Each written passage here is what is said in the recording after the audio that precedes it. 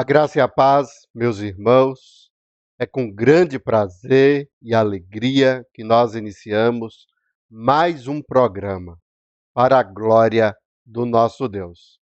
Depois de um final de semana abençoado, com mensagens que tocaram o nosso coração desde a sexta-feira à noite, no sábado pela manhã, sábado à tarde e à noite, nós podemos aprender sobre o nosso coração, sobre as emoções, sobre os sentimentos, em meio a essa crise, em meio a essa situação adversa, o Senhor tem falado conosco.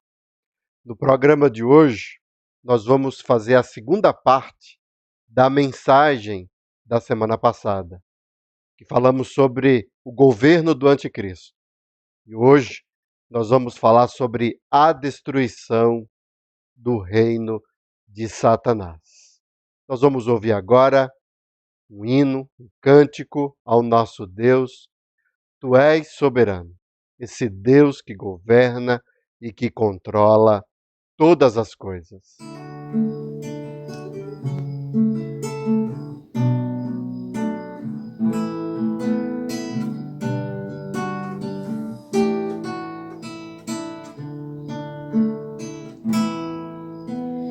Tu és soberano sobre a terra, sobre os céus, tu és Senhor absoluto. Tudo que existe acontece, tu sabes muito bem.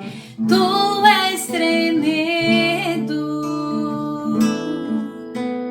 Tu és soberano sobre a terra, sobre os céus, tu és Senhor absoluto. Tudo que existe acontece, tu sabes muito bem. Tu és tremendo. E apesar dessa glória que tens, tu te importas comigo também. E esse amor tão grande eleva-me, amarra-me a ti. Tu és tremendo. E apesar dessa glória que tens, tu te importas comigo também. E esse amor tão grande eleva-me, amarra-me a ti. Tu és tremendo. Nós vamos fazer a leitura do texto da nossa exposição dessa noite. Texto que se encontra em Apocalipse, capítulo 20. Nós vamos fazer a leitura desse texto da palavra do Senhor. Diz assim: Então vi descer do céu um anjo que tinha na mão a chave do abismo e uma grande corrente. Ele segurou o dragão, a antiga serpente, que é o diabo, Satanás, e o prendeu por 1000 anos.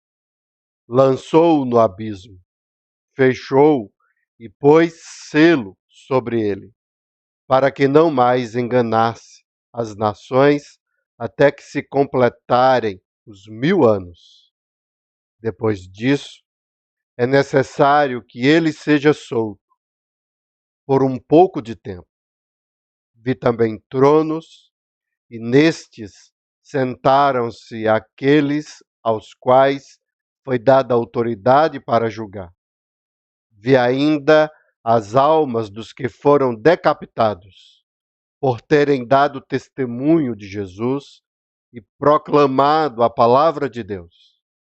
Estes são os que não adoraram a besta nem a sua imagem, e não receberam a sua marca na testa e na mão, e viveram e reinaram com Cristo durante 1000 anos.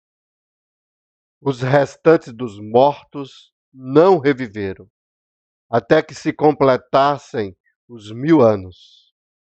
Esta é a primeira ressurreição.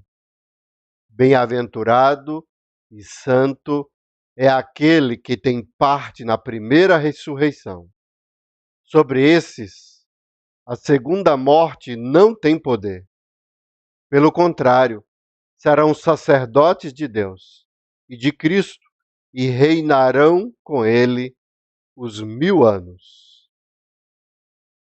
Quando, porém, se completarem os 1000 anos, Satanás será solto da sua prisão e sairá para enganar as nações que estão nos 4 cantos da terra, Gog e Magog, a fim de reuni-las para a batalha. O número dessas é como a areia do mar. Marcharam, então, pela superfície da terra e cercaram o acampamento dos santos e a cidade amada. Porém, desceu fogo do céu e os consumiu.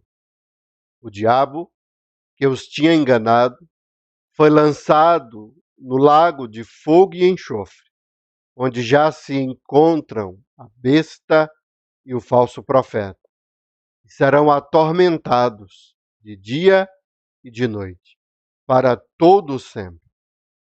Vi um grande trono branco, e aquele que está sentado nele. A terra e o céu fugiram da presença dele, e não se achou lugar para eles. Vi também os mortos, os grandes e os pequenos, que estavam em pé diante do trono. Então foram abertos livros, ainda outro livro, o livro da vida, foi aberto, e os mortos foram julgados segundo as suas obras, conforme o que estava escrito nos livros.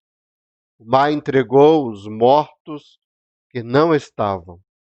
A morte e o inferno entregaram os mortos que neles havia, e foram julgados, um por um, segundo as suas obras. Então, a morte e o inferno foram lançados no lago de fogo.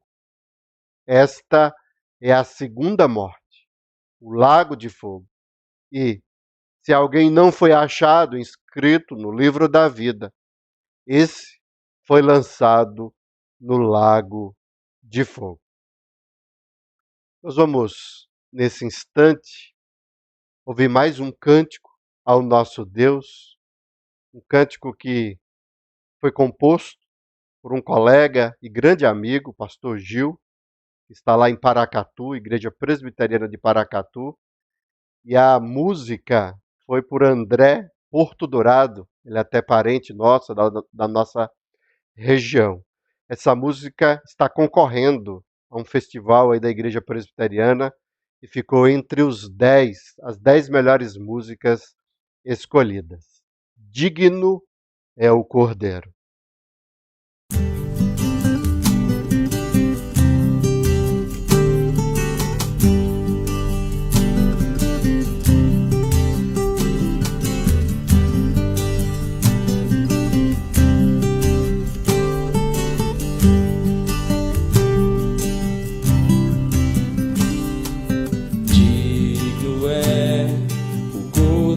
Santo de receber glória, honra e louvor ao que está sentado no trono, todo poder, riqueza e força no céu e na terra, em todo lugar.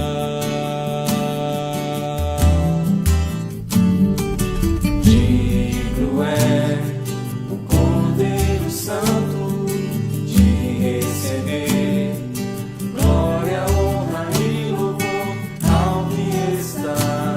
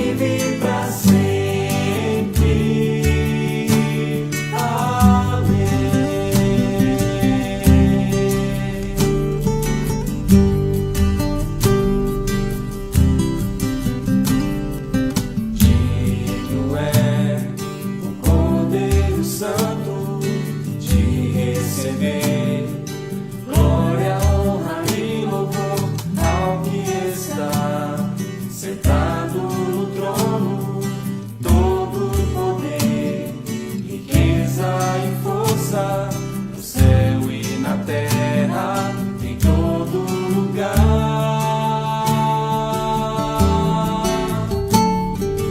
Anjos e homens te adoram, com alegria exaltam e declaram: digno és, e declaram: digno és.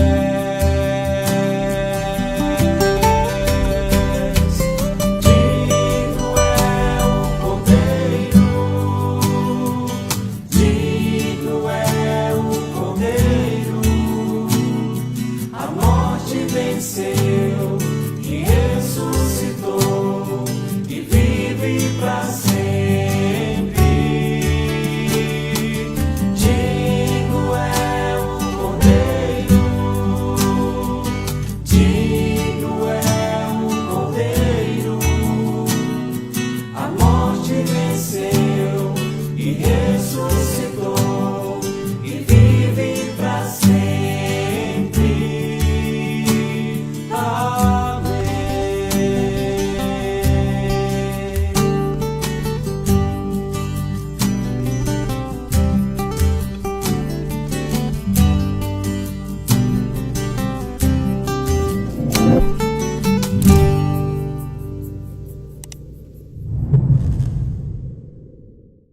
Nós vamos orar, nos colocar diante do Senhor, para que o Senhor possa falar conosco através da sua palavra.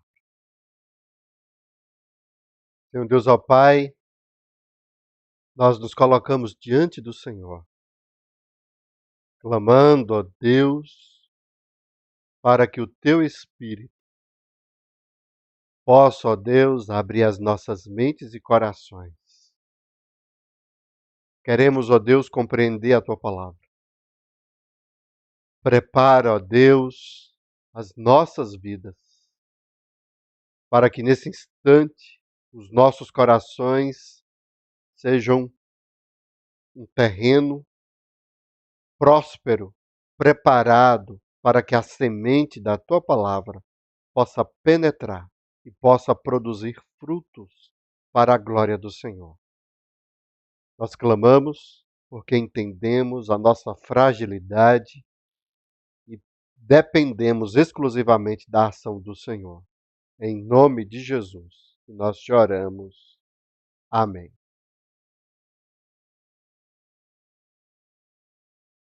Para podermos compreender sobre esse texto de Apocalipse 20, é necessário nós voltarmos ao início. É bem simples essa lógica e essa compreensão. Porque é muito complicado nós começarmos do final da história, relatando os fatos e os eventos, sem contextualizar, sem primeiro voltar ao início de todas as coisas, onde tudo começou. Então nós vamos observar alguns textos do Antigo Testamento para podermos compreender de forma bem específica sobre o reinado de Cristo e também sobre esse reino de Satanás. A história, esse evento, acontece primeiramente aqui em Gênesis, capítulo 3, com a origem do pecado. E de forma bem específica aqui no versículo 14, que diz assim: Então o Senhor Deus disse à serpente: Por causa do que você fez, você é maldita entre todos os animais domésticos e entre todos os animais selvagens. Você rastejará sobre o seu ventre e comerá pó todos os dias da sua vida. porém inimizade entre você e a mulher, entre a sua descendência e o descendente dela. Este lhe ferirá a cabeça, e você lhe ferirá o calcanhar. Então, é através desta informação é que o povo de Deus, de forma específica o judeu, começa a entender e a compreender questões espirituais. Deus criou todas as coisas em 6 dias, no 7º descansou, e colocou uma condição no jardim do Éden para que o homem não desobedecesse, não comesse do fruto proibido. E ao fazer isso, tanto a mulher como o homem, a narração bíblica apresenta um personagem que passa a estar no centro da criação, que é Satanás representado pela serpente. Então, a serpente passou a ser a representação de Satanás. E não é à toa que no capítulo 20 de Apocalipse, essa figura é trazida novamente. João, quando fala antiga serpente, ele quer apontar, ele quer ligar o texto de Apocalipse 20 com esse evento aqui. Porque aqui foi onde tudo começou. Então nós temos agora uma guerra, nós temos agora uma batalha. A criação de Deus, o descendente do Senhor, Deus criou o homem, criou a mulher, e agora existe 2 sementes. A semente do homem, que tem como pai Satanás, e a semente de Deus, que veio a sair de Sete. E aí as escrituras começam a mostrar uma rivalidade, uma briga entre 2 reis. Um rei é apresentado através da revelação que vai ser o descendente da mulher. Aqui, em Gênesis, é apresentado que apenas vai nascer da mulher e ele vai vir para pisar na cabeça da serpente. Mas a narração bíblica, a revelação vai nos apresentando a história de uma forma mais ampla. Nós temos lá em Gênesis que o Messias, que esse descendente sairia da tribo de Judá, e quando Balaão foi profetizar contra o povo de Israel para amaldiçoar, ele trouxe essa profecia quando foi abençoar o povo de Deus. No versículo 17 de Números, capítulo 24, diz assim: eu vejo, porém não agora.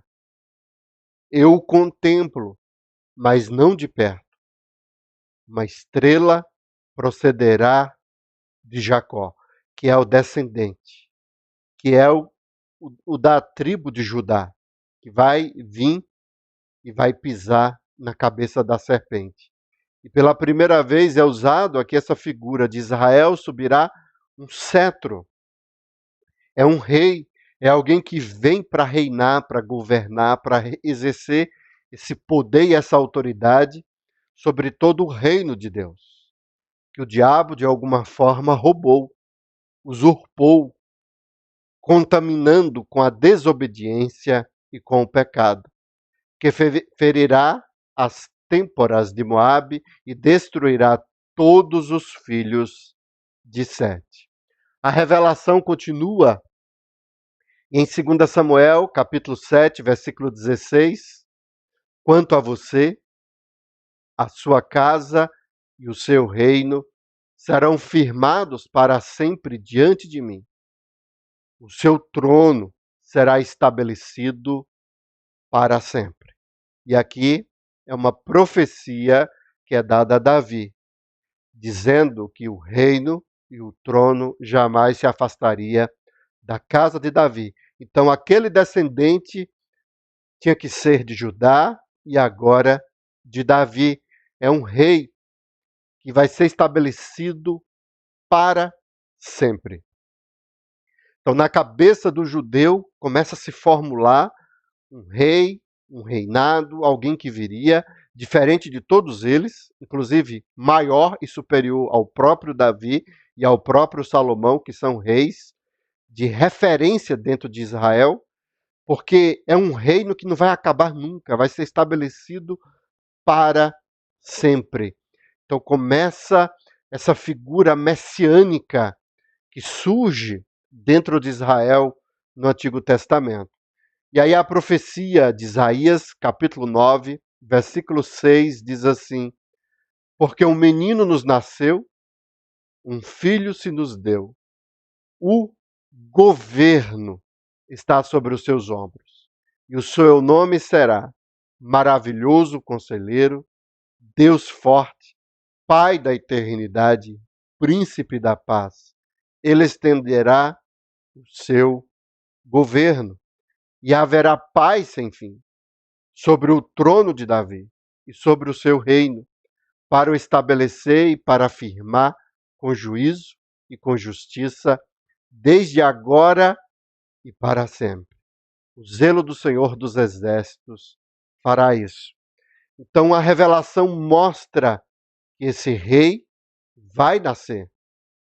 E aqui ele é comparado a Deus. Então ele vem com grande poder, com grande força, para reinar e trazer paz sem fim sobre a terra. Então o reinado messiânico, o reinado do Messias, o reinado que foi apresentado no Antigo Testamento, é a esperança, é o sonho de Israel. Israel anseia e tem uma grande expectativa por esse evento, desse personagem que virá na história. E os profetas vão confirmando essa profecia. Miqueias, capítulo 5, versículo 2. E você, Belém, Efrata, que é pequena demais para figurar como grupo de milhares de Judá. De você me sairá aquele que há de reinar em Israel, e cujas origens são desde os tempos antigos, desde os dias da eternidade. É um personagem maravilhoso, desde os tempos antigos. Alguém que vai nascer, alguém que é revelado, é mostrado como uma pessoa eterna, está presente para sempre. Então o judeu fica impressionado com essas informações. O livro do profeta Daniel traz detalhes que faz com que o povo de Israel, os judeus, fiquem impressionados, maravilhados com as informações que são apresentadas na profecia de Daniel. O capítulo 2, versículo 44, depois que Daniel revela o sonho de que Nabucodonosor teve, ele diz assim: mas nos dias desses reis, o Deus do céu levantará um reino que jamais será destruído e que não passará a outro povo. Esse reino despedaçará e consumirá todos esses outros reinos, mas ele mesmo subsistirá para sempre. Que coisa maravilhosa.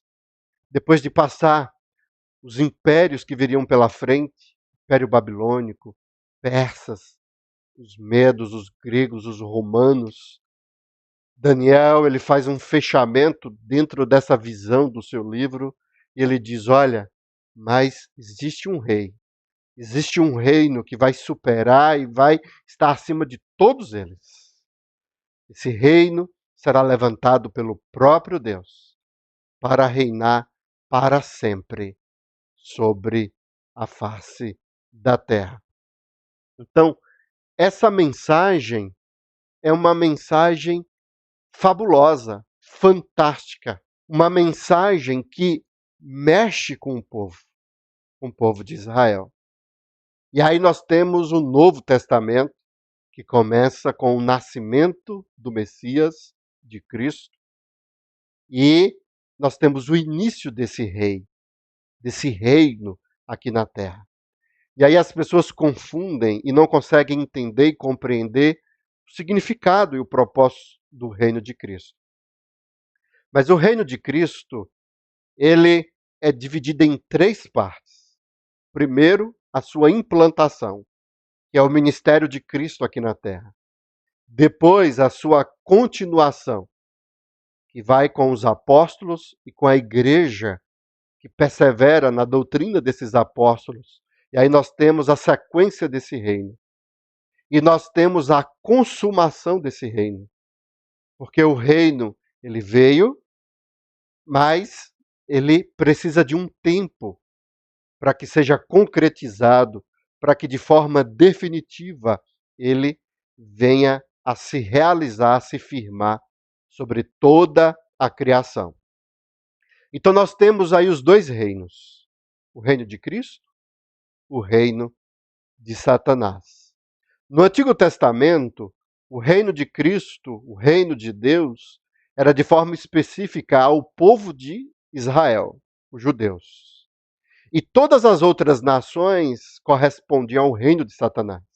Eram dominadas por ele, pertenciam a ele, adoravam a ídolos, a seus deuses. E somente Israel era o povo escolhido de Deus. No Novo Testamento, há uma mudança.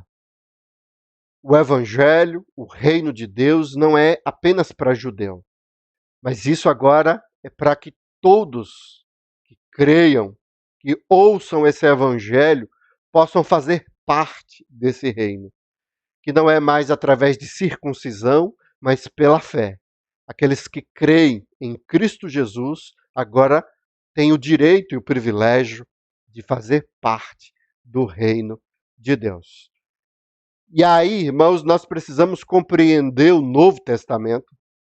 Na semana passada, nós falamos sobre o governo do anticristo, mostrando como será cruel, sobre o iníquo, o homem da iniquidade, e como o mundo anticristão será uma realidade no nosso meio, e como isso vai trazer sofrimento, perseguição para o povo de Deus. E o objetivo de Satanás é enganar. Da mesma forma que ele fez no Antigo Testamento, ele quer continuar, mesmo com a vinda de Cristo, com o reino de Cristo agora, com a sua realidade no nosso meio. Satanás, o desejo é continuar enganando não somente as nações, mas até mesmo, se possível, até mesmo o povo de Deus, para que possa fazer parte do seu reino. E aí nós temos a figura do anticristo, do falso profeta, de personagens do próprio mundo que servem a Satanás. Mas hoje nós vamos focar na consumação de tudo isso. Nós vamos abordar o capítulo que mostra o final dessa história. Nós temos uma história que, por séculos, por milênios, se desenvolveu sobre a face da terra, e agora o capítulo 20 de Apocalipse, nós temos o desfecho, o final dessa história. E o final dessa história é contado aqui no capítulo 20, com o tema que eu gostaria de compartilhar com os irmãos na noite de hoje: a destruição do reinado de Satanás. Esse é o tema aqui do capítulo 20 de Apocalipse. A destruição do reino de Satanás. E essa destruição começa com a prisão do mesmo. A prisão de Satanás. Do versículo 1 ao versículo 3, diz assim: então vi descer do céu um anjo que tinha na mão a chave do abismo e uma grande corrente. Ele segurou o dragão, a antiga serpente, que é o diabo, Satanás. A destruição do reino de Satanás começa com a sua prisão. É isso que é registrado aqui no capítulo 20 de Apocalipse. Ele segurou o dragão, a antiga serpente, que é o diabo, Satanás, e o prendeu por 1000 anos. Lançou-o no abismo, fechou e pôs selo sobre ele. Para que não mais o que, irmãos? Isso é muito importante. Os irmãos que não assistiram à mensagem da semana passada, eu peço para que possam assistir, para entender o que é que esse texto aqui tem a nos ensinar. Para que não mais enganasse as nações. Porque esse é o propósito do reino de Satanás. Esse foi o propósito do governo do anticristo. Enganar. Nada mais, nada menos do que o engano.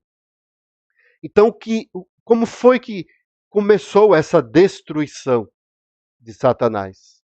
A destruição começa com a prisão. E o propósito dessa prisão é para que ele não mais enganasse as nações. Satanás solto é o Satanás do Antigo Testamento. Que ideia é essa? Que sentido é esse? A revelação e o reino de Deus, a palavra do Senhor, estava basicamente dentro do povo de Israel. Nós temos alguns gentios que acabaram entrando no povo, mas somente aqueles que tiveram acesso ao povo de Deus, seja através do fato de serem escravos ou de alguma forma que acabaram aceitando o Deus de Israel. Mas as nações, todos os povos, eles são governados, eles estão debaixo do reino de Satanás. E aqui onde é que significa esse engano? Todos eles são cegos. Eles não têm a capacidade, eles não têm o discernimento, eles não têm o entendimento. Então, o rei de Israel, aquele que tem a mensagem de salvação, o propósito de redenção, ficou de forma bem exclusiva dentro de Israel e naqueles que estavam próximos a eles. E todas as nações eram enganadas por Satanás. O que Apocalipse capítulo 20 nos ensina?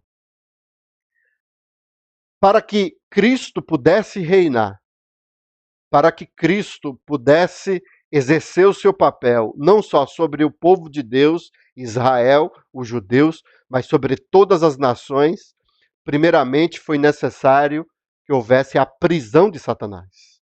E aqui nós temos o início da destruição do seu reino. Porque Satanás solto, ele não possibilitaria, ele não deixaria, não haveria condições do avanço do evangelho sobre as nações. Então é isso que significa a prisão de Satanás. Quando a gente fala em prisão, muitas pessoas imaginam em uma cela com grades, um lugar isolado. Mas essa não é a ideia do texto. A ideia fala sobre um anjo. Satanás foi preso por um anjo, não precisou de Deus. Satanás não tem esse poder, não tem essa autoridade. Um anjo apenas é suficiente para prendê-lo. Então nós temos um anjo que tinha na mão a chave. E chave traz a ideia de autoridade, de poder. Ele recebeu de Deus esse poder, essa capacidade para fazer isso. Então a chave do abismo, ele tem autoridade para jogar Satanás, para prender Satanás. E a figura que é usada é de uma grande corrente. Isso tem que ser entendido como uma figura, como um símbolo. Porque Satanás é um anjo caído. Satanás é espiritual, é espírito, não tem corpo. Como se prende com correntes alguém que não tem corpo? Um anjo caído. Então aqui é a figura que é apresentada. E a ideia de grande corrente é a ideia de que não é que ele vai sair de cena, não é que ele vai deixar de operar e não haverá mais o maligno, não haverá mais nada contrário ao povo de Deus. A grande corrente representa apenas a limitação. Satanás ele tem o seu campo de atuação restrito. O Senhor agora tem um propósito, tem uma salvação para toda a humanidade, para todas as nações, e Satanás tem o seu poder e a sua capacidade restrita para que não pudesse enganar. As mentes e os corações das nações são abertos e agora, podem e têm capacidade de receber o Evangelho e poder entender e compreender esse Evangelho e se entregarem e fazerem parte do reino de Cristo. Essa é a ideia do texto. Então foi tirado essa capacidade de engano de Satanás. Ele segurou essa antiga serpente, o diabo, e o prendeu por 1000 anos. A prisão de Satanás não é a do inferno, não é do lago de fogo e enxofre. Esse abismo é um lugar em que Satanás teve os seus poderes restritos, que ora essa corrente deu solta e ele atua com mais veemência em determinadas épocas. Em outros momentos essa corrente é encurtada, Deus segura para que o reino dele, para que o evangelho possa se espalhar, possa se avançar cada vez mais. Esse controle é feito pelo próprio Deus. Mas Satanás, ele ficou preso por um período de tempo. 1000 anos não são literais. 1000 anos corresponde entre a primeira e a segunda vinda de Cristo. É um período de tempo que nós não sabemos com exatidão quanto tempo será, mas envolve essa primeira vinda de Cristo, que ele inaugura, que ele instaura o seu reino aqui na terra, até a consumação, que é justamente esse capítulo 20 aqui, do seu reino, do reino de Cristo. Então, aí nós temos esse período de 1000 anos que representa esse período, esse tempo que haverá sobre a face da terra. Mas aí alguém vai falar assim, mas pastor, será que isso não é exagero, não é uma invenção, né? Trazer essas informações sobre essa prisão de Satanás? Se nós formos para Mateus capítulo 13, a partir do versículo 28, nós vamos entender bem essa figura que foi colocada em Apocalipse 20. O próprio Jesus, quando foi comparado como Belzebu, ele diz assim no versículo 28, se porém eu expulso os demônios pelo Espírito de Deus, certamente é chegado o reino de Deus sobre vocês. Então é uma realidade, o reino de Deus. Quando Cristo vem, esse reino é instaurado, ele começa, ele tem seu início aqui na terra. E a comprovação de que esse reino está presente e de que ele já é uma realidade é que agora os demônios são repreendidos, são expulsos. Cristo tem poder sobre os demônios. Então mostra que o reino de Satanás está enfraquecido. Ele perdeu esse poder, ele perdeu essa capacidade. Isso não acontecia antes. Nós pegarmos o Antigo Testamento, nós não temos informações sobre possessões, sobre expulsões. Isso acontece com a instauração do reino por Cristo no Novo Testamento. É chegado o reino de Deus. Agora é uma realidade entre nós. E aí o versículo 29, ele usa uma figura que é a figura lá de Apocalipse 20. Ou, como pode alguém entrar na casa do valente? E o valente aqui é a representação de Satanás. E roubar-lhe os bens. Porque nós estamos falando sobre a destruição do reino de Satanás. Então, tem que entrar na casa dele e tem que roubar, tem que destruir, tem que enfraquecer ele, sem primeiro o quê? Amarrá-lo. Sem primeiro amarrá-lo. E só então saqueará a casa dele. Então, isto daqui, irmãos, significa justamente a prisão de Satanás, o início da destruição do reino de Satanás. É impossível. É impossível Cristo, o reino de Cristo, prosperar, crescer, e o reino de Satanás permanecer da mesma forma. Quando um aparece, cresce, o outro cai e começa a ser destruído. Quando Satanás estava em vigor no Antigo Testamento, as profecias apresentavam apenas a sombra, a promessa, para que eles confiassem. E tudo estava relacionado apenas aos judeus, ao povo de Israel, de forma específica. Agora, no Novo Testamento, essa história muda, o reino de Satanás começa a enfraquecer. Jesus agora começa a curar, Jesus agora começa a expulsar demônios. Esses milagres, essas atividades do Messias mostram a realidade do reino. Mas como é possível fazer tudo isso sem amarrar o valente? Essa é a ideia.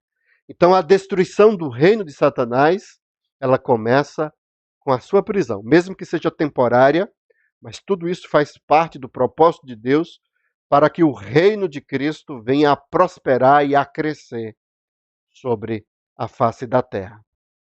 A segunda coisa que o texto nos ensina é que a destruição do reino de Satanás é confirmada com a participação dos santos no reino de Cristo. Nós temos aqui, irmãos, um texto maravilhoso, informações maravilhosas nesse capítulo 20. O versículo 4 vai falar sobre isso. A destruição do reino de Satanás é confirmada com a participação dos santos no seu reino. O texto diz assim: vi também tronos. Olha que coisa maravilhosa. Quando a gente começa a estudar a palavra de Deus e entrelaçar os textos e compreender não de uma forma isolada, separada, mas olhar para as escrituras de uma forma mais ampla, isso nos deixa impressionados. Nós ficamos emocionados com a palavra de Deus. Vi também tronos, e nesses sentaram-se aqueles aos quais foi dada a autoridade para julgar. O que significa isso? Qual o sentido? Qual o propósito? Quando alguém lê o texto, fica imaginando, mas onde é que está isso? Qual o sentido disso? Essa história, irmãos, ela está lá em Daniel. Daniel é que começa essa história. Tem muitas pessoas que não conseguem entender e compreender esses detalhes, passa desapercebido na leitura das Escrituras. Mas o quadro que é apresentado em Apocalipse, boa parte dessas figuras nós encontramos na profecia de Daniel. No capítulo 7 de Daniel, que foi o texto que nós usamos na semana passada, e de propósito eu foquei apenas no governo do anticristo, e teve muita gente que ficou preocupada, triste, entrou em contato comigo depois da mensagem, né?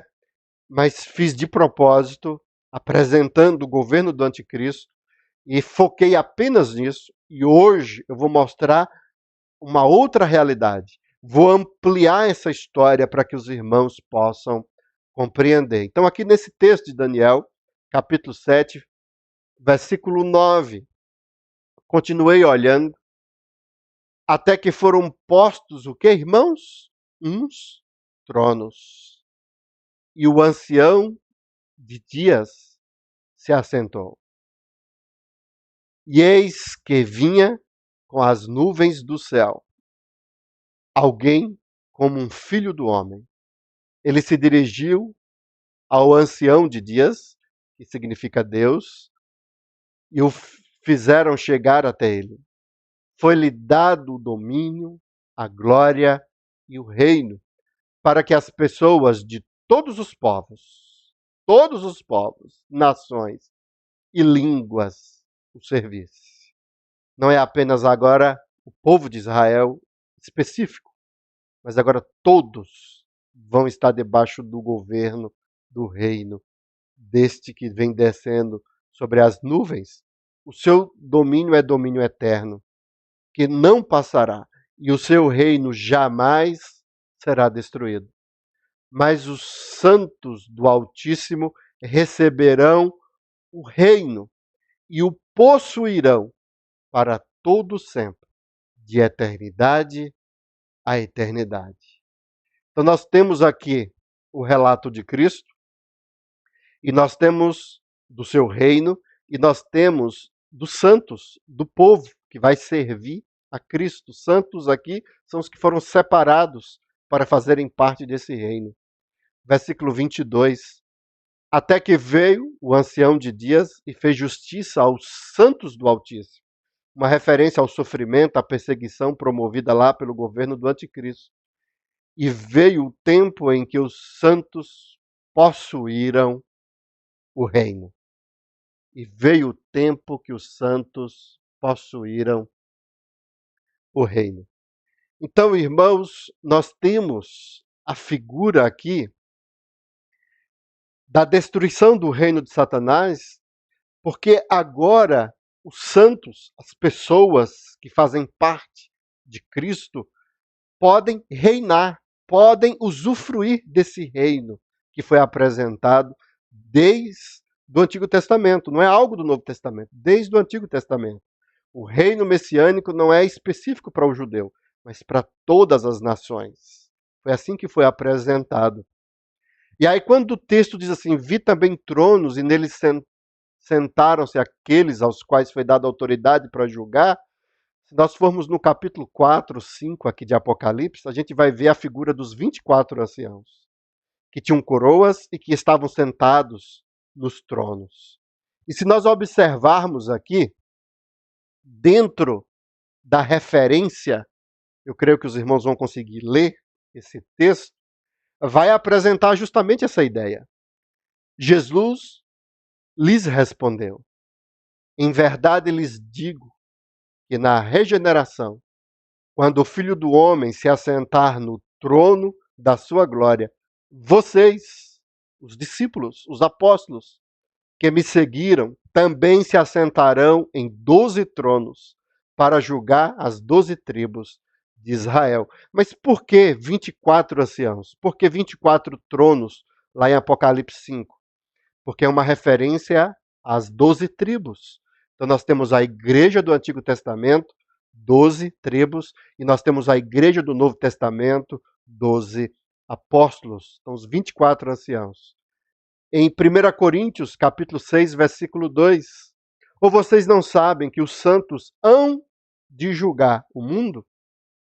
Ora, se o mundo deverá ser julgado por vocês, será que vocês não são competentes para julgar as coisas mínimas?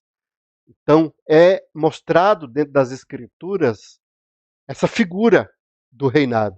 Quando Cristo foi aos céus, foi assunto aos céus e sentou no trono, ele tem os 12 apóstolos,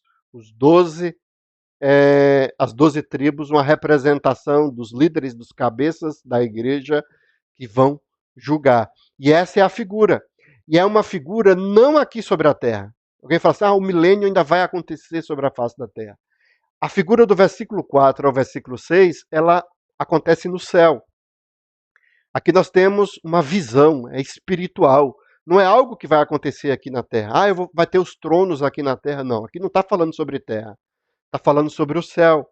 Porque o texto diz assim, vi ainda as almas dos que foram decapitados. Então aqui está falando de pessoas que foram mortas. Não é de alguém que está vivo, mas de alguém que está morto. Então, João está tendo uma visão sobre o céu, uma visão espiritual sobre o que está acontecendo. João é o último dos apóstolos. Todos os outros já tinham morrido. E ele agora está recebendo uma revelação dos bastidores, do que estava acontecendo com aqueles que já morreram, que já não estavam mais em cena, já não estavam mais vivendo aqui nesse mundo.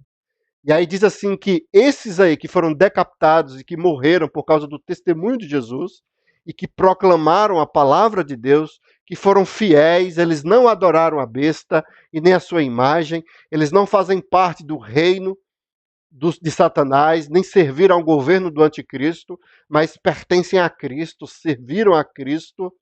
Estes é que estão lá nos céus e que nós temos aqui a visão. E aí o texto fala que também há um grupo de pessoas que morreram e eles não adoraram a Cristo, mas adoraram a Satanás. Então nós temos uma divisão dentro do texto. O foco para esses que vão ser condenados ficou do versículo 7 até o versículo 15. O foco dos que serviram a Cristo e que fazem parte do reino de Cristo ficou do versículo 4 ao versículo 6. E aí o texto vai dizer assim, que esses que não têm a marca e que não adoraram a Satanás, viveram. Aí alguém fala assim, viveram, então ressuscitaram? A alma voltou para o corpo e passou a viver aqui na Terra para que pudesse ter esse reino aqui na Terra? Não. A ideia do texto aqui não é essa. Viveram e reinaram com Cristo durante 1000 anos. Essa palavra viveram, ela está associada com essa reviver aqui, relacionada ao restante dos mortos que não reviveram, até que se completasse os 1000 anos. Esses que não reviveram são os que são de Satanás, que pertencem ao reino de Satanás. Os que viveram e reinaram são os que serviram a Cristo. Só que as Escrituras fazem uma distinção sobre que tipo de ressurreição é essa. Que tipo de vida é essa que é apresentada aqui dentro do texto. Isso é muito importante para nós entendermos o texto. Porque aqui o texto diz, esta é a primeira ressurreição. Bem-aventurado e santo é aquele que tem parte na primeira ressurreição. Sobre esses, a segunda morte não tem poder. Pelo contrário, serão sacerdotes de Deus e de Cristo e reinarão com ele os 1000 anos. Primeira ressurreição tem a ver com uma questão espiritual. A segunda ressurreição é quando a alma volta para o corpo. E aí nós temos uma ressurreição física. Então o texto não está falando aqui sobre um reino aqui na terra literal, físico, de 1000 anos, em que nós iremos reinar sobre a terra. O texto está falando aqui da primeira ressurreição, e aí nós vamos estudar depois, a partir do texto posterior, nós vamos tentar explicar melhor sobre essa questão de primeira ressurreição, de segunda morte. Isso fica bem claro aqui dentro do texto. Mas a ideia é que a primeira ressurreição, por isso que a palavra ressurreição está associada a reviver, a ter vida. Mas vida aqui, não no sentido literal da alma voltar para o corpo, mas da alma estar com Cristo. Das pessoas que morrem estarem com Cristo no trono.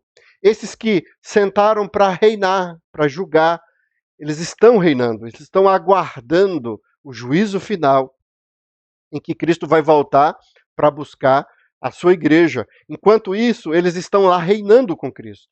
Qual é a ideia disso daqui? Isso aqui é uma coisa muito forte e muito profunda.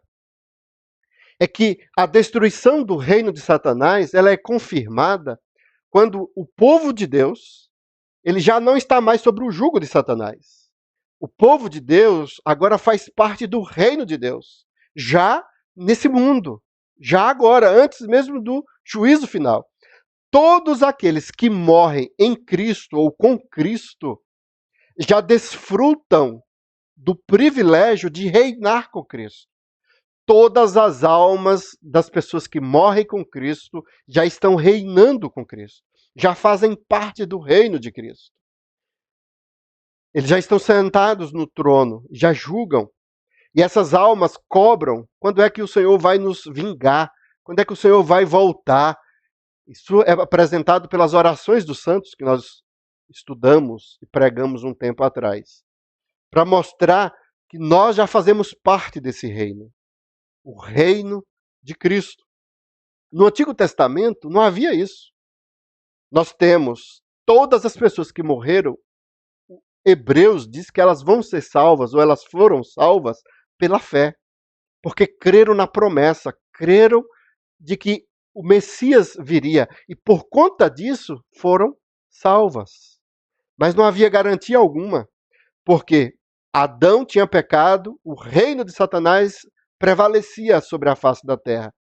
E uma das condições para que o reino de Satanás fosse destruído é a vitória sobre a morte. E Cristo primeiro morreu e ressuscitou, e agora ele está trazendo vitória sobre a morte para todos aqueles que creem, todos aqueles que fazem parte do seu reino. E ao morrerem, as suas almas estão sendo guardadas, já fazem parte do reino do nosso Senhor Jesus Cristo. Isso fica muito claro, irmãos, nas parábolas que o próprio Jesus contou sobre o seio de Abraão. Aqueles que morrem, que não creem, que não fazem parte, já estão de alguma forma condenados, sofrendo angústia. E aqueles que têm Cristo, que morrem com Cristo, já usufruem do seio de Abraão, da alegria, do prazer, de um gozo. Isso representa o reino. Satanás, ele foi amarrado. E o fato dele estar amarrado deu a condições para que Cristo libertasse todo aquele que faz parte do seu reino da morte. Ele tem a chave da morte. Está lá no primeiro capítulo de Apocalipse. Foi dado ele a chave do Hades, a chave da morte, porque isso faz parte da destruição do reino de Satanás. Todos estavam debaixo do jugo de Satanás. Todos eram dominados por Satanás. Morriam e não tinham esperança, mas o reino de Cristo veio para nos trazer salvação. Em Cristo Jesus somos mais que vencedores. E até mesmo nessa vida, nós somos privilegiados, porque fazemos parte do reino do nosso Senhor. O que o governo do anticristo pode nos fazer? A pior coisa que ele pode nos fazer: tirar nossas vidas. Pode nos humilhar, pode tirar tudo o que nós temos e o máximo que pode nos atingir é nos matar. E aí o texto vai mostrar o seguinte: todos aqueles que foram decapitados, todos aqueles que morreram, eles vão experimentar da primeira ressurreição. As suas almas vão reviver, as suas almas estarão no reino de Cristo. Foi o que Cristo falou para o ladrão na cruz: hoje mesmo tu estarás comigo no paraíso. É esse o sentido, é esse o significado aqui do texto de Apocalipse, capítulo 20. Então, se o pior vier a acontecer, se o coronavírus vier sobre nós e nós morrermos por conta dessa doença, não se preocupe, não fique angustiado, porque existe um lugar maravilhoso esperando por nós. Nós estaremos reinando com Cristo nesse milênio, nesse período que é colocado em Apocalipse, capítulo 20. Hoje, nesta semana, eu recebi uma foto de uma pessoa no meu WhatsApp, de uma irmã muito querida que faleceu. E quando eu vi aquela foto, isso me trouxe uma tristeza, uma angústia, uma saudade da irmã. E a foto foi um momento em que eu estava trazendo a Santa Ceia para essa nossa amada irmã. E aí me veio uma tristeza, uma angústia por ausência dessa irmã. Mas ao mesmo tempo, quando eu estava estudando essa mensagem, eu lembrei desse fato e fiquei pensando: a nossa irmã, do jeito que é animada, do jeito que gosta de bater palma, gostava de bater palma, de ser tão alegre, gostava de cantar, de ser tão feliz, hoje ela está com Cristo. Hoje ela faz parte desse reino, hoje ela faz parte desse privilégio de estar no seio de Abraão, usufruindo com grande alegria, com grande felicidade. Nós precisamos, irmãos, entender que o sepultamento, que é a morte, é algo que nos traz grande tristeza. Nós devemos chorar por conta da saudade, porque aquela pessoa não estará mais conosco. Mas nós precisamos entender e compreender que aquela pessoa que morreu está em um lugar muito melhor do que o nosso. Pessoas que morrem com Cristo são pessoas que servem a Cristo. E o nosso Senhor, o seu reino, ele não é apenas nesse mundo, mas no mundo por vir. Quando as pessoas morrem em Cristo Jesus, elas já usufruem e já experimentam dessa glória e desse privilégio de estar na presença do nosso Deus. Que coisa maravilhosa! Nós temos aqui relatado na palavra de Deus. A destruição do reino de Satanás começa com sua prisão. Essa prisão faz com que o evangelho avance. Segundo, a destruição do reino de Satanás é confirmada com a participação dos santos no reino de Cristo. Agora, nós reinamos com Cristo, nós fazemos parte desse reino. O Senhor libertou todos aqueles que fazem parte do seu reino, do jugo de Satanás. E agora nós somos livres, nós somos salvos em Cristo Jesus. terceira e última coisa que o texto nos ensina: a destruição do reino de Satanás é finalizada com a sua condenação e dos seus súditos. Então, a partir do versículo 7 do capítulo 20, essa história é contada. A destruição do reino de Satanás é finalizada com a sua condenação e de seus súditos. Não só Satanás, mas todos os seus seguidores são condenados aqui do versículo 7 ao versículo 15. Quando, porém, se completarem os 1000 anos, Satanás será solto da sua prisão. E aí nós temos um período antes da vinda de Cristo de grande tribulação, de grande sofrimento, onde o império das trevas, essa iniquidade, esse mundo anticristão vai tomar conta da face da terra. E quando Satanás for solto, vai ser dado a ele o direito que lhe foi tirado com a prisão. Sairá para enganar as nações. Então é esse mundo anticristão que vai ser uma realidade no nosso meio. E aí o texto usa uma figura aqui do Antigo Testamento que está presente lá em Ezequiel, capítulo 38, 39, que estão nos 4 cantos da terra, Gog e Magog, a fim de reuni-las para a batalha. O número dessas é como a areia do mar. Alguns usam a expressão de Armagedon, né? A última batalha. Mas eu quero simplificar, não quero entrar em muitos detalhes aqui para não confundir a cabeça dos irmãos. A história é tirada daqui, de Gog e Magog. Gog é um rei, Magog é um território, é o reino de Gog. Isso foi profetizado pelo profeta Ezequiel, aqui no capítulo 38 e 39. Mas eu vou resumir essa história, que diz assim: assim diz o Senhor Deus, eis que estou contra você, Gog, príncipe dos Rós, de Meseque e Tubal. Aqui nós temos até alguns nomes que estão presentes lá na genealogia de Jafé, em Gênesis capítulo 10, versículo 2. Mas o texto mostra, que eu acho que é o mais importante para nós aplicarmos lá em Apocalipse capítulo 20, que quem toma providência, quem está à frente dessa guerra, é o próprio Deus. Nós temos a história de Gog e Magog, que eles se organizam e grande multidão de povo se levanta contra o povo de Israel, há um cerco e é pronunciada uma guerra como nunca foi vista, a quantidade de pessoas. E aí o capítulo 39 vai mostrar a destruição de Gog e Magog, em que o próprio Deus é quem se levanta e diz: olha, eu é que vou destruir. E o que chama a atenção é o que está aqui no versículo 11, que eu acho que é importante lá para Apocalipse 20. Naquele dia, darei a Gog um lugar de sepultura em Israel, o vale dos viajantes, a leste do mar, que fará parar os que passarem por esse lugar. Gog e todo o seu exército serão sepultados ali. E aquele lugar será chamado de Amon-Gog. Alguns dizem que isso aqui é o Magog.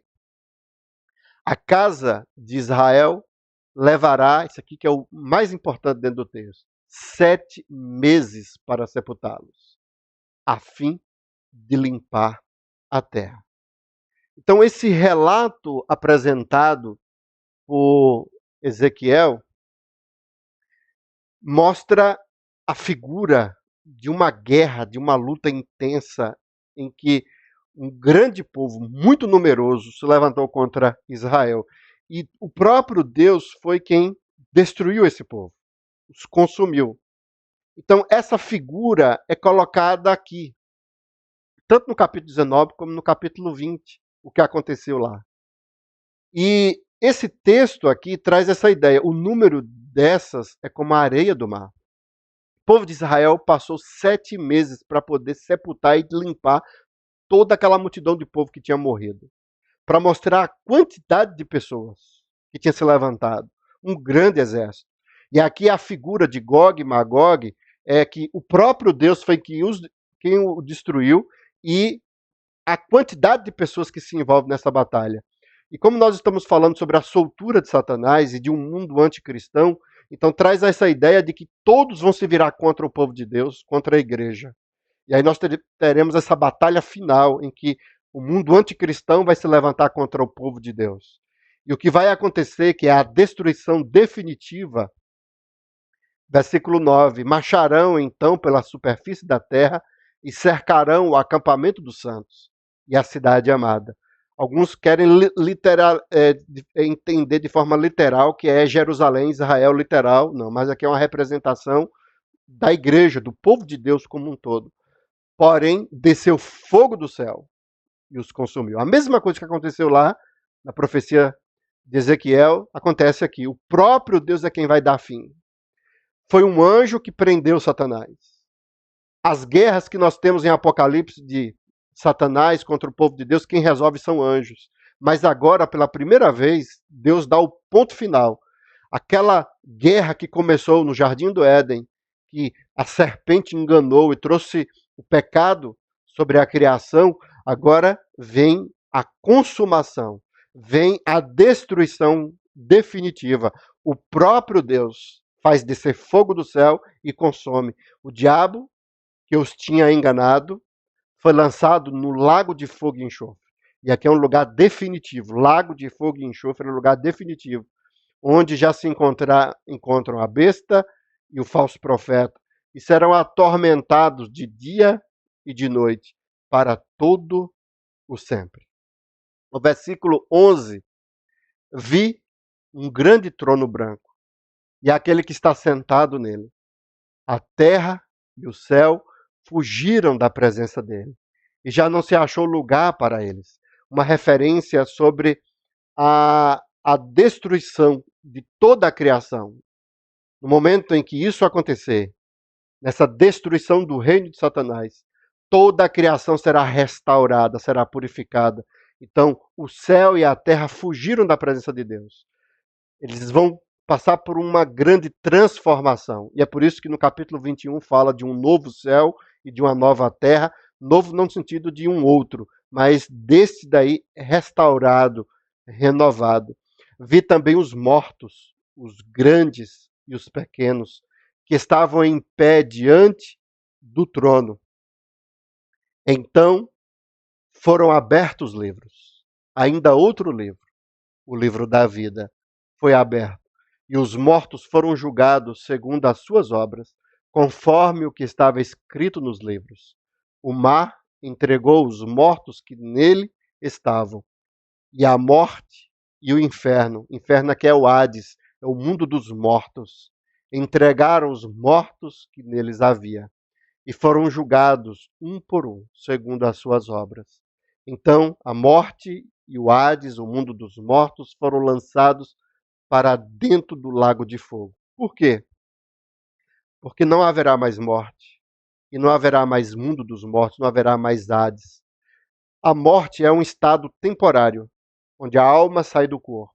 E o inferno aqui, o Hades, é um lugar onde as almas ficarão aguardando o juízo final. Quando o texto diz que a morte e o inferno serão jogados dentro do lago de fogo e enxofre, é porque não haverá mais morte. Pessoas que vão para o inferno vão buscar morrer e não vão conseguir mais. Não haverá mais esse estado de Hades em que eles vão ficar aguardando, esperando. É definitivo. Ao serem jogados lá, tanto o diabo como as pessoas que não têm os seus nomes escritos no livro da vida, eles vão ser julgados por conta disso, eles vão ter um sofrimento eterno. Eu estava estudando sobre essa palavra de sofrimento, angústia, é bem interessante. É um tormento que vai afetar a mente. É bem interessante isso. Imagine aí alguém deprimido, alguém com depressão constante. Porque a depressão está associada à falta de esperança. Então, a pessoa que vai para o inferno, ou que vai estar no inferno, o lago de fogo e enxofre definitivo, vai ter um sofrimento que nunca foi visto, nunca foi sentido na face da terra. Porque vai entrar dia e sair dia e não haverá esperança. E haverá um sofrimento, uma angústia, um tormento que vai ser tanto sobre o corpo porque a alma vai voltar para o corpo, os mortos vão ser ressuscitados, alguns verão para a glória de Deus, para estarem com Cristo, a nova Jerusalém, o novo céu, a nova terra, e os outros que não têm os seus nomes no livro da vida vão ser jogados no lago de fogo e enxofre e serão atormentados eternamente. Uma vida infeliz é a pior coisa que pode acontecer para um ser humano, para uma pessoa, é ter o seu destino, o lago de fogo e enxofre. E aí o texto vai dizer, esta é a segunda morte, o lago de fogo. Porque a primeira morte é a morte física, é o contrário lá da ressurreição. A morte física é a primeira morte. A segunda morte é a morte que envolve esse corpo físico, né, que vai haver a ressurreição, voltando ou sendo jogado no lago de fogo e enxofre. Então, é uma morte espiritual. A segunda morte é uma morte espiritual, porque não haverá mais jeito, não tem mais solução. Então, nós temos a morte física, primeira morte, é a morte física que todos nós vamos passar, ou então aqueles que vão aguardar a Cristo Jesus. E nós temos as ressurreições. A primeira ressurreição, que é uma ressurreição espiritual, e a segunda ressurreição, que é essa física, onde a alma volta para o corpo. Todos irão passar pela segunda ressurreição, dos que já morreram. Mas a primeira ressurreição, que é a espiritual, só vai experimentar, ou já estão experimentando os que estão em Cristo Jesus. Os mortos que morreram sem Cristo já são atormentados, já sofrem no inferno, no Hades, como é colocado aqui no texto. Então, se alguém não foi achado inscrito no livro da vida, esse foi lançado no lago de fogo. Nós temos aqui, irmãos, o registro da destruição do reino de Satanás. Esse reino, ele chega ao seu fim. Aqui está o registro dessa história que começou lá em Gênesis. Deus, o próprio Deus, é quem finaliza o reino de Satanás, o reino das trevas. Não só Satanás, mas todos os seus súditos, a besta, o falso profeta, o anticristo, todos são jogados dentro do lago de fogo e enxofre. Também a morte e o próprio Hades é colocado dentro do lago de fogo e enxofre. Não haverá mais o reino de Satanás. Aqui nós temos a destruição desse reino. Eu quero concluir trazendo uma mentalidade das Escrituras para a igreja. Por que eu fiz a mensagem do governo do anticristo na semana passada e nessa semana eu estou falando sobre a destruição do reino de Satanás, apresentando o reino de Cristo? O grande problema dos nossos dias é o amor que nós temos por esse mundo. As pessoas perderam a noção e perderam o foco da mensagem do Evangelho. Quando Jesus foi assunto aos céus, os apóstolos começaram a pregar, dizendo que nós somos peregrinos e forasteiros sobre a face da terra. O que é que tem acontecido com a igreja? O que é que tem acontecido com o povo de Deus? Muitos irmãos, muitos que fazem parte da igreja, amam esse mundo, têm prazer nesse mundo. Eu quis mostrar para os irmãos que esse mundo jaz no maligno. Você colocar o seu coração, a sua esperança na eleição para prefeito que vai vir aí, eu quero te dizer que não faça isso. Que isso não é uma coisa de Deus. Ah, é porque minha cidade vai ser melhor. Não. Pare com isso. Pare de colocar o seu coração, a sua esperança nas coisas desse mundo. Deus pode usar, pode levantar homens e mulheres, pessoas que venham a fazer a diferença, mas a mensagem bíblica é: nós somos peregrinos e forasteiros sobre essa terra. Nós não podemos amar esse mundo, nós não podemos ter amor por esse mundo, satisfação por esse mundo. O que tem que prevalecer em nosso coração, nas nossas vidas é: Maranata, vem, Senhor Jesus. o que tem que encher os nossos corações de satisfação, de alegria, de prazer, é a destruição do reino de Satanás. Nós temos que orar e nós temos que clamar para que Jesus volte logo. Que aqueles que já morreram e que estão com o Senhor, eles estão alegres, eles estão satisfeitos. E nós que estamos aqui na terra, nós muitas vezes queremos criar uma figura, um sentimento aqui de paraíso aqui na terra. Isso não é de Deus, isso não pertence a Deus. A tecnologia, as facilidades, a modernidade traz essa sensação de que essa vida é boa, que as coisas aqui são maravilhosas. Bom mesmo, irmão, é estar no reino de Cristo. Bom mesmo é poder usufruir da destruição do reino de Satanás, de que não haja mais esse engano, e que o Senhor Jesus venha a consumar o seu reino. É isso que o povo de Deus precisa. Quando os apóstolos pregavam, eles pregavam sobre isso. Pregavam sobre a evangelização, que nós precisamos evangelizar porque está próximo. Nós precisamos nos apegar às coisas desse mundo, porque aonde está o teu coração, ali está o tesouro. Aonde está o teu tesouro, ali está o teu coração, melhor dizendo. Então, para que a gente possa fugir dessas armadilhas que foram colocadas dentro do nosso meio, nós precisamos olhar para os céus, nós precisamos olhar para a vinda de Cristo. A igreja tem que parar de se decepcionar com esse mundo. A igreja já tem que se preparar, porque é isso que vai acontecer. As doenças, as epidemias, o sofrimento, as coisas que estão aqui nesse mundo fazem parte do propósito de Deus, porque virá um rei que vai reinar para sempre. E nós que somos de Cristo, nós que participamos do reino de Cristo, nós temos que desejar, nós temos que ter prazer nesse rei, nesse reino. Nós precisamos orar, nós precisamos evangelizar, nós precisamos buscar esse reino. E muitas pessoas estão sendo seduzidas pelo reino de Satanás. E nós precisamos entender e compreender qual é o cerne da palavra de Deus. E o propósito é: Maranata, vem, Senhor Jesus. Nós vamos ouvir um hino, o hino de número 292, que fala sobre a vinda do Senhor. Eu quero que você medite na letra desse hino, que mostra justamente esse sentimento, esse desejo, para que Cristo possa voltar logo.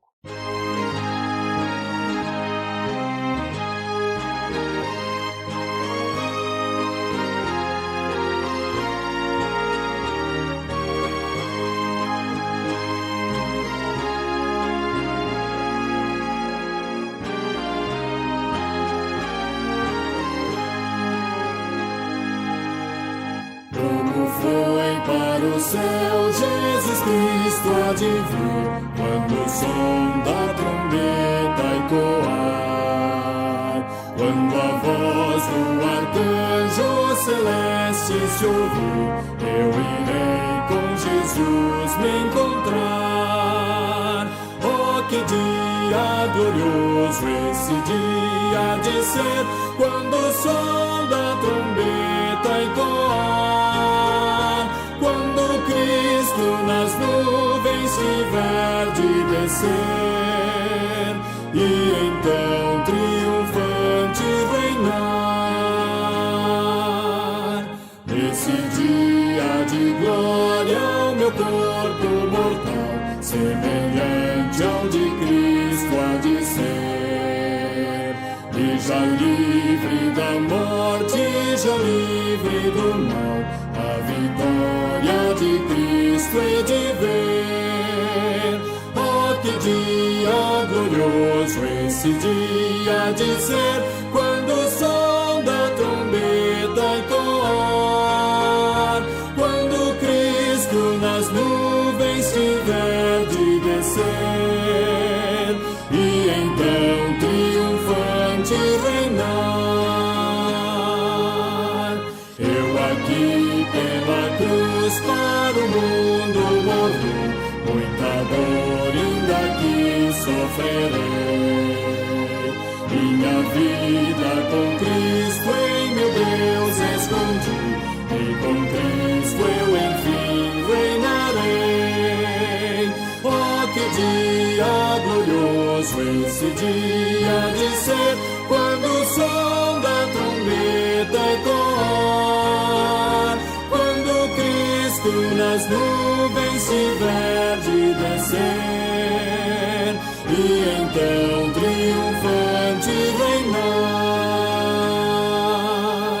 Vem Jesus, ó Senhor, vem depressa reinar, vem a paz e a justiça trazer. Criação, povo teu, tudo almeja ao raiar, nesse dia de glória e poder. Oh, que dia glorioso esse dia de ser, quando o som da trombeta ecoar, quando Cristo nas nuvens tiver de descer, e então triunfante reinar.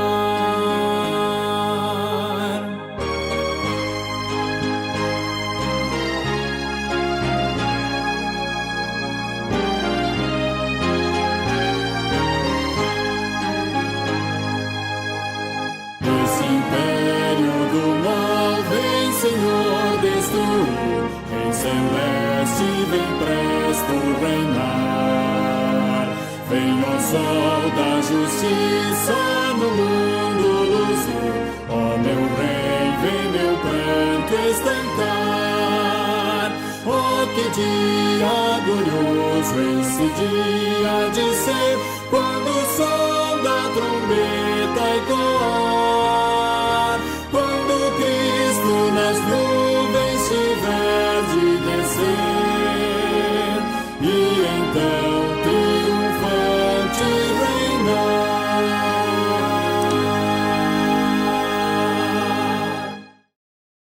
Nós vamos orar, nós vamos nos colocar diante do Senhor, pedindo para que o Senhor possa tirar dos nossos corações essas armadilhas, essas coisas que foram implantadas pelo diabo, que nos faz ter uma ilusão nesse mundo que nós vivemos. Meu Deus, ó Pai, nós louvamos ao Senhor pelo teu reino. Digno é o Cordeiro de receber todo louvor e de toda adoração. Que coisa maravilhosa, ó Pai, é fazer parte do teu reino.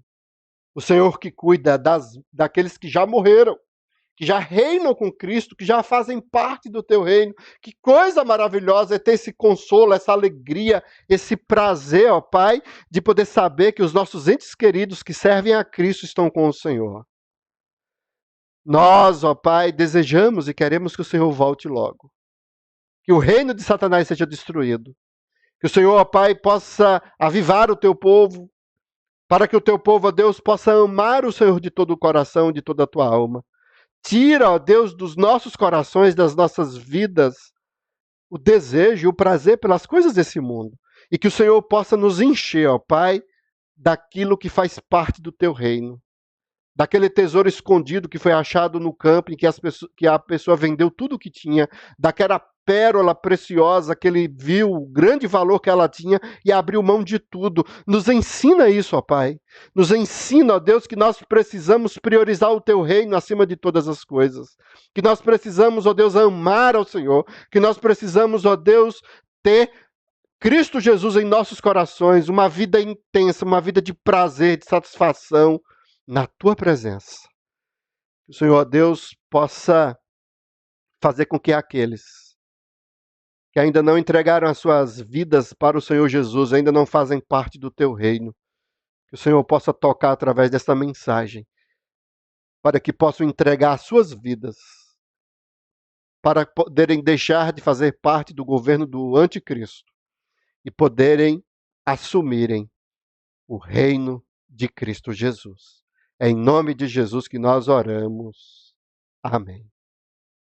Que Deus possa nos dar uma semana de paz, debaixo da sua presença, debaixo da graça e do amor do nosso Deus.